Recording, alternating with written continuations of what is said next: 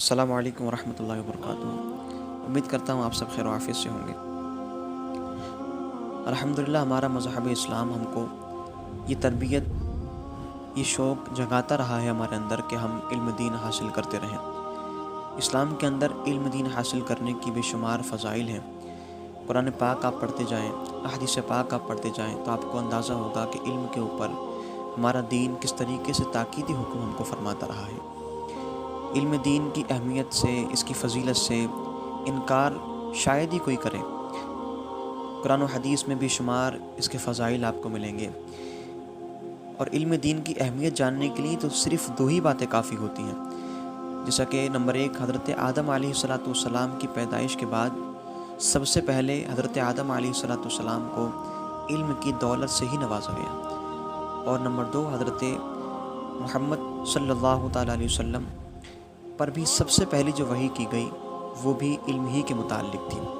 آئیے اس کے ضمن میں علم کی فضیلت، علم کی اہمیت کو اجاگر کرنے کے لیے میں آپ کے سامنے ایک حدیث پاک پیش کرتا ہوں، جو کہ جامع بیان العلم میں حدیث نمبر 240 ہے۔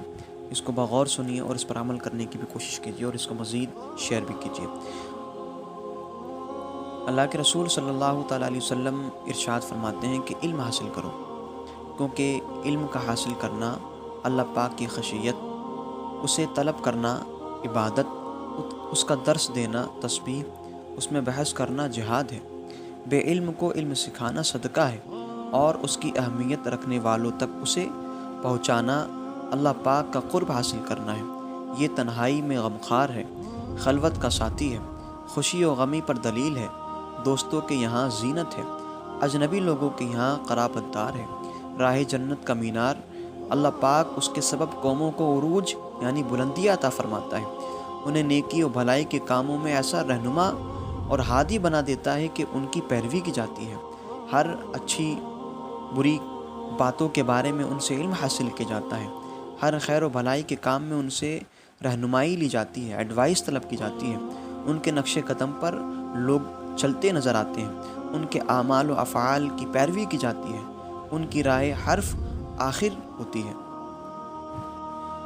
جو علم حاصل کرتا ہے، فرشتے ان کی دوستی کو مرغوب سمجھتے ہیں، یعنی کہ بہت اچھا سمجھتے ہیں، انہیں اپنے پروں سے چھوتے ہیں اور چھپا لیتے ہیں بعض دفعہ۔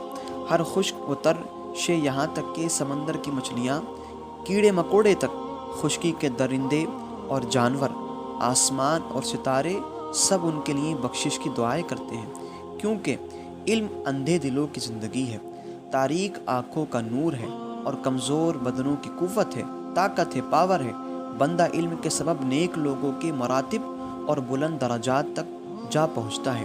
علم میں غور و فکر کرنا روزے رکھنے کے برابر ہے، اور اسے پڑھنا رات کے قیام کے مساوی ہے، یعنی کہ برابر ہے۔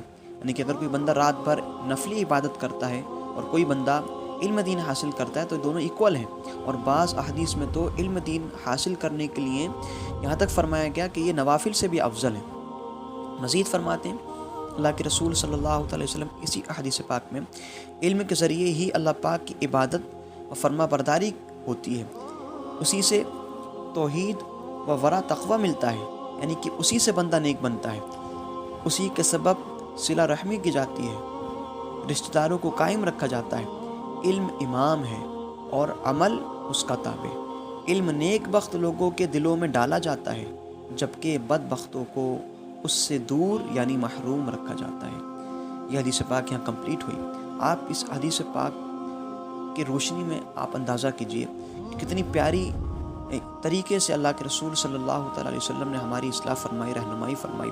اور آپ اس حدیث پاک کو جتنی مرتبہ آپ سنیں گے، آپ کو ایک نئی چیزیں اس میں سیکھنے کو ملیں گی۔ آپ الفاظ پہ غور کریں کہ نبی کریم صلی اللہ علیہ وسلم نے کس الفاظ کے ساتھ، کس طرح سے ہماری رہنمائی فرمائی۔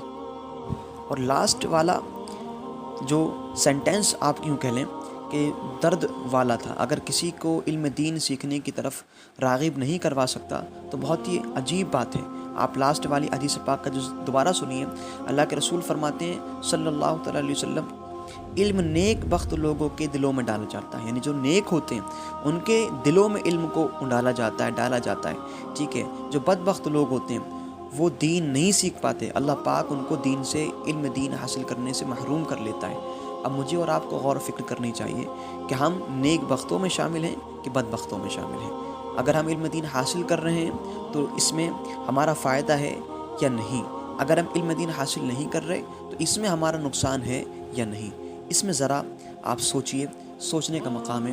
آپ اندازہ کیجئے کہ اگر ہم نے علم دین حاصل نہیں کیا تو ہم کس طریقے سے اپنی زندگی کو خوشگوار اور کس طریقے سے آپ اپنی زندگی کو بسر کر سکتے ہیں۔ علم دین ہی ہے جو ہم کو اندھیرے میں اجالا کرواتا ہے، علم دین ہی ہے جو ہم کو سیدھی راہ دکھاتا ہے، علم دین ہی ہے جو بری بات کے وقت اچھی بات کی طرف رہنمائی کرتا ہے۔ اگر ہمارے پاس علم دین ہی نہیں ہوگا تو سامنے والا اگر کچھ کہہ رہا ہے ہم سے اور ہمیں اس چیز کا پتہ نہیں ہے تو ہم کہیں ایسا تو نہیں اس غلط بات پر ہاں کہہ دیں، کہیں ایسا تو نہیں اس کفریہ کلمات پر ہاں کہہ دیں اور ذرا سی بات پر لینے کے دینے پڑ جائیں اور ہم اپنے ایمان کو گوا بیٹھیں۔ ہم کو چاہیے کہ ہم اچھے انداز میں علم دین حاصل کریں اور اس کو دوسروں تک پہنچائیں۔ اللہ پاک ہم کو علم نافع کی دولت سے سرفراز فرمائے۔ السلام علیکم ورحمۃ اللہ۔